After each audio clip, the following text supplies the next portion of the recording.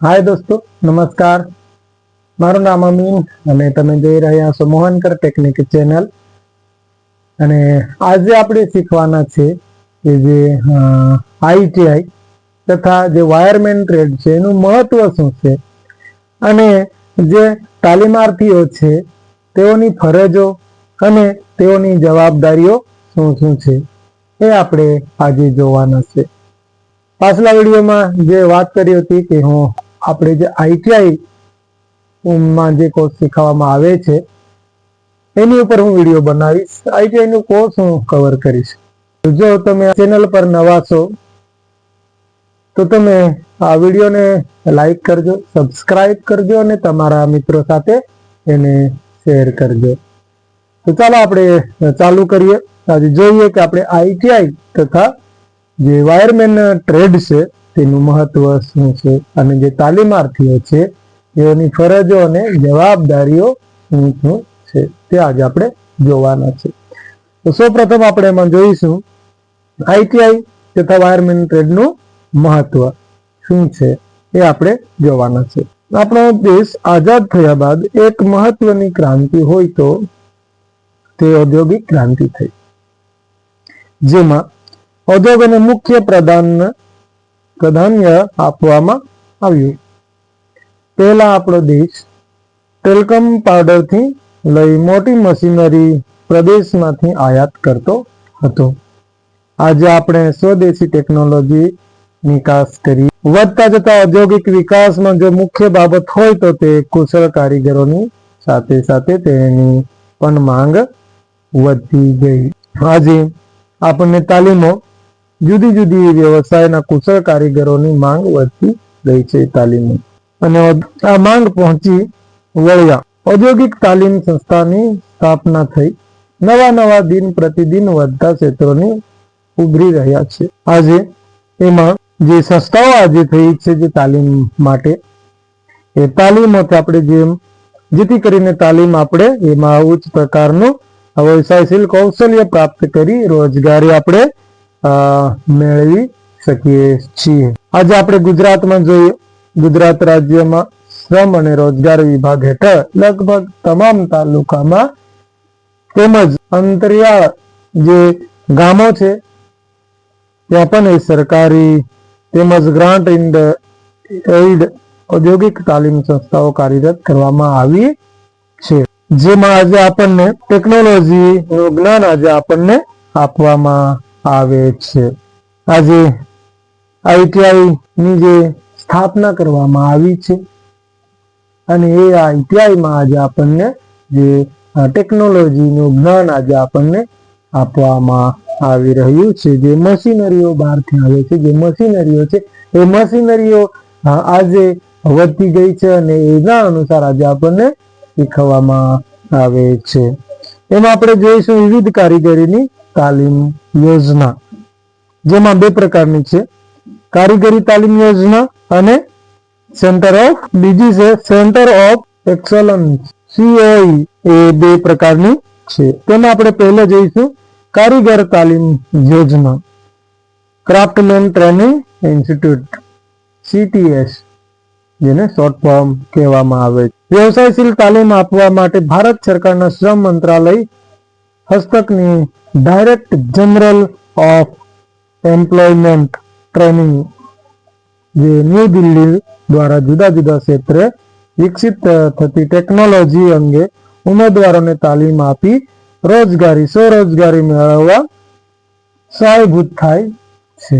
તાલીમના અંતે NCVT જે national counselling for vocational training જે સર્ટિફિકેટ આપવામાં આવે છે, જેમાં 6 માસથી 3 વર્ષનો સમયગાળો હોય છે।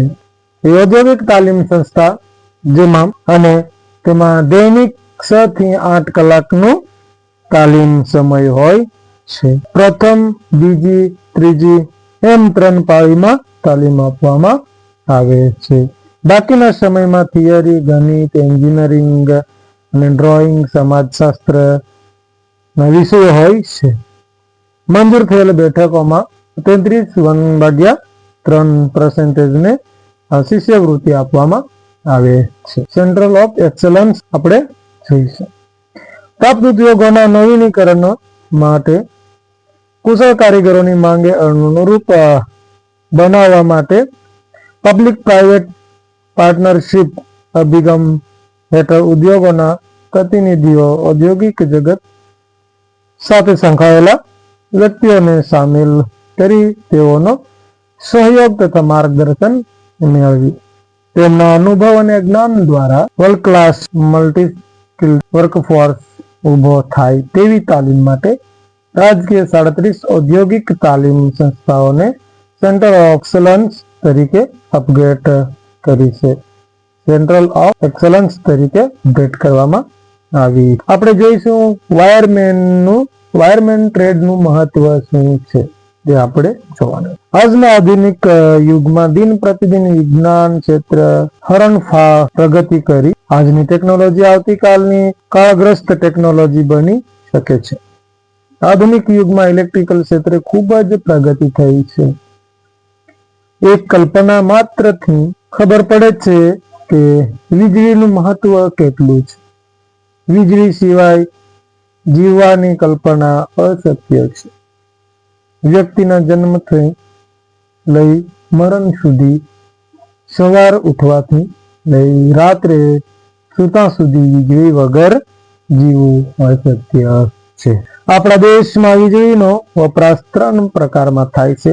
પહેલો ગૃહ વપરાશ, બીજો ઔદ્યોગિક વપરાશ અને ત્રીજો ખેતી વપરાશ માટે વપરાય. દેશની આર્થિક પ્રગતિનો આંક વીજળી અને કાચા લોખંડના વપરાશ ઉપરથી લઈ શકાય. આજે આપણે જોઈએ કે વીજળીના આવા હોવા અને વિવિધ ક્ષેત્રોના વપરાશથી તથા આધુનિક ટેકનોલોજીમાં દિન પ્રતિદિન વીજકીય કુશળ કારીગરો વાયરમેનની માંગ વધી છે. આપણે એમ કહી શકીએ કે આ વ્યવસાય શીખીએ છીએ તે એક ઇન્ટરનેશનલ ભાષા છે, કારણ કે અન્ય દેશોમાંથી આવતી મશીનરી એપ્લાયન્સીસ અહીં જ રિપેર કરી શકીએ છીએ. વીજળીનો એ મૂળભૂત સિદ્ધાંત તથા કાર્ય સર્વત્ર સરખું છે. દરેક જગ્યાઓમાં એ ઇલેક્ટ્રિકલનું જે કામ છે, વાયરમેનનું જે કામ છે, ટેકનિકલી એ દરેક જગ્યાઓમાં સરખું છે. મુખ્ય વાયરમેન ટ્રેડ 2 વર્ષની મુદત હોય છે, જેમાં ઇલેક્ટ્રિકલને લગતા સાધનોનું રિપેરિંગ કરતા શીખવાડવામાં આવે છે.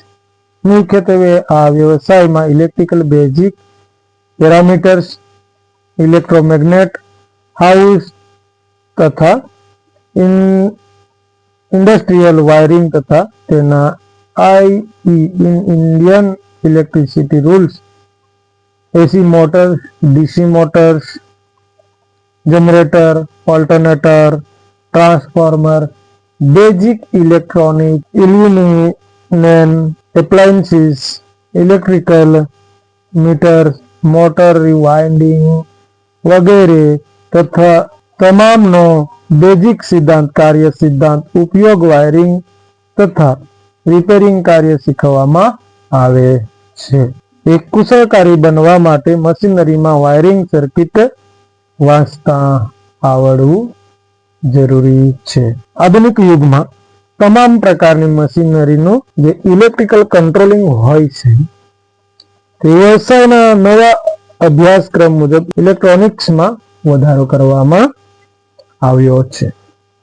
વાયરમેન વ્યવસાય 2 વર્ષની તાલીમ પૂર્ણ કર્યા બાદ ફાઇનલ ટેસ્ટ સંપૂર્ણ ભારતમાં ડીજીઈટી દિલ્હીથી એક સાથે જ લેવામાં આવે છે, જેના પેપર પ્રથમ હિન્દી તેમજ અંગ્રેજી ભાષામાં આવે છે.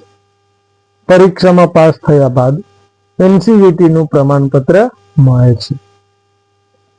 આપણે જોઈશું રોજગારીની તકો. વાયરમેન ટ્રેડ પાસ કર્યા બાદ સરકારી એટીએસ એપ્રેન્ટિસ ટ્રેનિંગ સ્કીમ 1961 પ્રમાણે જુદા જુદા સરકારી દરેક કંપનીઓમાં અને જે ગવર્મેન્ટ કંપનીઓ છે અને જે પાવર હાઉસો છે એમાં એ ટ્રેનિંગ આપવામાં આવીએ છે.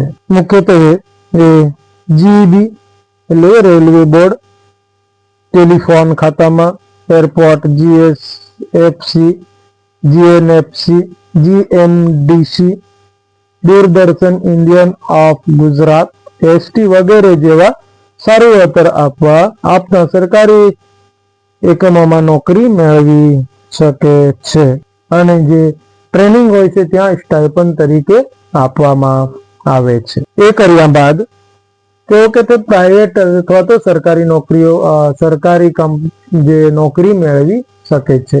એવું ન કરવું હોય એમને તો પોતે સુપરવાઇઝરિંગ કરી શકે છે, કોન્ટ્રાક્ટ લઈ શકે છે, પોતાનું દુકાન જે હાર્ડવેર છે, જે રિપેરિંગ પાર્ટ છે તેઓનું દુકાન તેઓ નાખી અને પોતાનું ચાલુ કરી શકે છે. અને જે તાલીમાર્થીઓ માટે જવાબદારીઓ કે તેઓને એ શીખવા માટે સમય આપવું પડે છે આઈટીઆઈ કોલેજમાં, અને સમય આપીને તેઓને અહીં જેમનું તન મન ધન છે અહીં લગાવવું પડે છે. મમ્મી પપ્પાઓ જે પૈસાઓ એમને આપે છે, જેમનો સમય એમને ભણવા માટે આપે છે, એનો દુરુપયોગ નહીં કરવું, એમને પૂરી રીતે ધ્યાન લગાડીને એ શીખવું છે. 2 વર્ષ પછી એઓને કુશળ કારીગર બનવાનું જરૂરી છે. અને એમાં આપણે જે જવાબદારીઓ છે, જે નિયમો છે એ જોઈશું. NCO national classification of occupation, DGET 1986 નિયમ પ્રમાણેની વાયરમેનની ફરજો નીચે એટલે કે જે ફરજો છે, વાયરમેનની જે ફરજો છે તે જોવાના છે.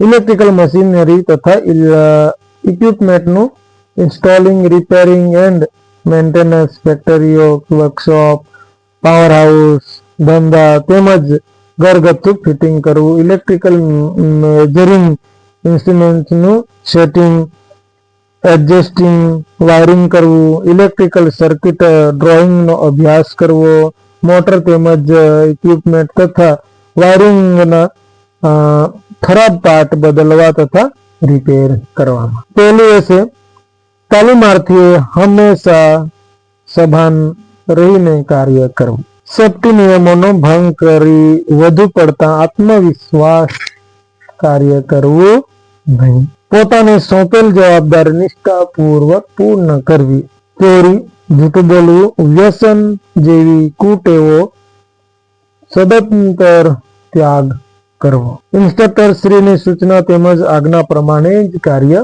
કરવું, બેદરકારી, આળસ જેવી કુટેવોથી અકસ્માત થઈ શકે છે, તેથી તેનો ત્યાગ કરવો.